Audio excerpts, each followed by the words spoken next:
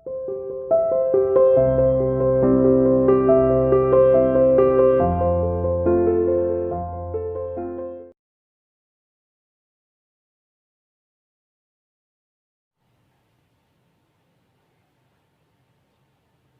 students, welcome to CR International online classes.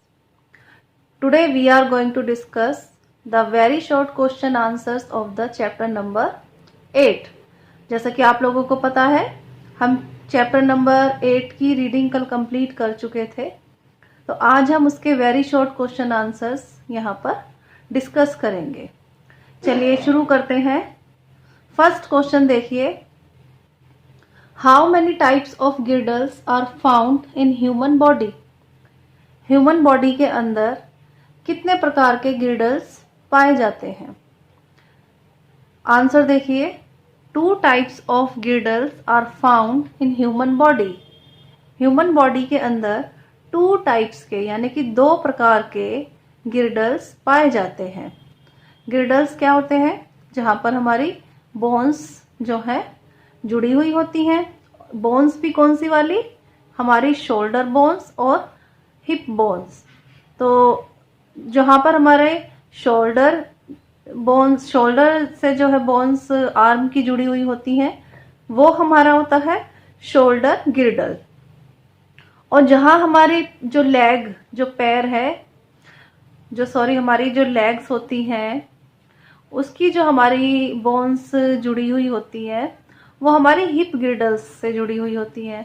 तो 2 प्रकार के हमारे जो गिर्डल्स हैं वो पाए जाते हैं। ठीक है, जो हमारी थाई बोन है, एक तो वो जुड़ी हुई होती है हिप गिर्डल से, और जो हमारे शोल्डर में शोल्डर से कौन सी बोन जुड़ी हुई होती है? शोल्डर से हमारी जो आर्म की ऊपर वाली जो हमारी बोन होती है वो जुड़ी हुई होती है। इसलिए 2 टाइप्स के जो गिर्डल्स हैं हमारे जो है ह्यूमन बीइंग के अंदर पाए जाते हैं, शोल्डर गिर्डल एंड हिप गिर्डल। चलिए नेक्स्ट क्वेश्चन देखते हैं। What kind of arrangement is found in the ball and socket joint? यानी कि इसका मतलब क्या है? जो बॉल एंड सॉकेट जॉइंट है वह किस प्रकार का अरेंजमेंट जो है उसके अंदर पाया जाता है? क्यों हम उसे बॉल एंड सॉकेट जॉइंट कहते हैं? चलिए इसका आंसर देखते हैं।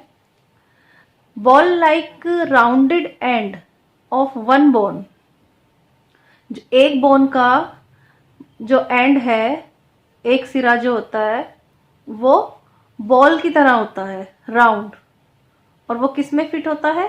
Fits into the hollow cup of another bone. जो दूसरी बोन का जो खाली हिस्सा होता है, कप जैसा, कप शेप्ड का, उसको सॉकेट कहते हैं।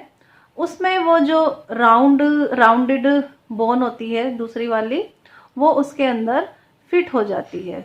तो इस प्रकार के अरेंजमेंट को बॉल एंड सॉकेट जॉइंट कहा जाता है।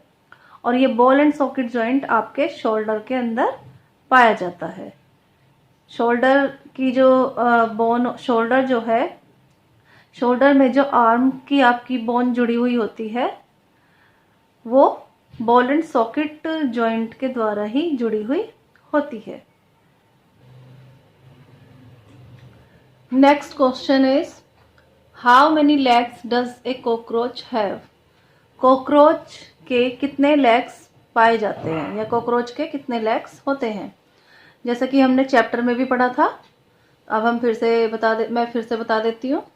ए cockroach have 3 pairs of joint legs.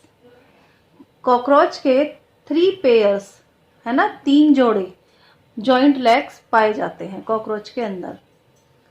चलिए नेक्स्ट क्वेश्चन है हमारा, where do you find a gliding joint in your body? आपकी बॉडी में जो ग्लाइडिंग जॉइंट्स हैं वो कहाँ पर पाए जाते हैं?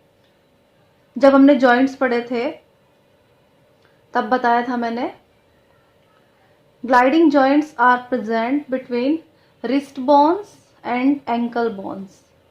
जो हमारी हाथ की जो कलाई की जो बोन्स होती हैं वहाँ पर, और जो हमारे एंकल्स होते हैं, टखने होते हैं, वहाँ पर। तो जो एंकल और रिस्ट है उनकी बोन्स के बीच में, है ना, उनके बीच में जो है ग्लाइडिंग जॉइंट्स पाए जाते हैं। नेक्स्ट जो क्वेश्चन है हमारा वो है give one function of human skeleton. Human skeleton का वन फंक्शन यानी कि एक कार्य बताना है कि जो स्केलेटन है वो, वैसे तो 3-4 कार्य जो वर्क है, फंक्शन है, मैंने बताए थे, लेकिन क्वेश्चन में एक ही पूछा गया है तो हम एक बता देंगे। यहां पर मैंने आंसर में लिखा है it gives shape and support to the body. जो स्केलेटन है वो हमारी बॉडी को शेप देता है और सपोर्ट देता है।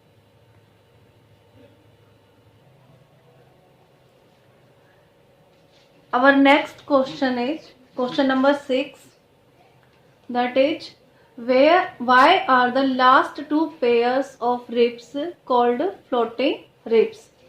जब हमने चैप्टर पढ़ा था तो हमने रिब केज के बारे में पढ़ा था। तो रिब केज में कितने पेयर्स रिब्स पाई जाती हैं? 12 पेयर्स। 12 पेयर्स में से जो सबसे लास्ट वाली नीचे वाली जो होती हैं रिब्स, वो जो है उनको फ्लोटिंग रिब्स कहा जाता है, क्योंकि वो स्टर्नम से यानी कि जो रीढ़ की हड्डी है, बैकबोन, उससे जुड़ी हुई होती है, लेकिन आगे वाली जो स्टर्नम होती है उससे जुड़ी हुई नहीं होती है वो। तो एक तरीके से ऐसी लगती है जैसे कि वो तैरती हुई सी, इसीलिए उनको फ्लोटिंग रिब्स कहा जाता है।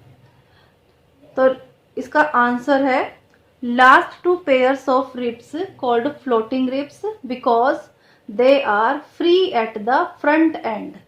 जो फ्रंट एंड होता है वहां पर वो जुड़ी हुई नहीं होती, केवल एक साइड पीछे से जुड़ी हुई होती है, लेकिन आगे से जुड़ी हुई नहीं होती है, इसीलिए उनको क्या कहा जाता है?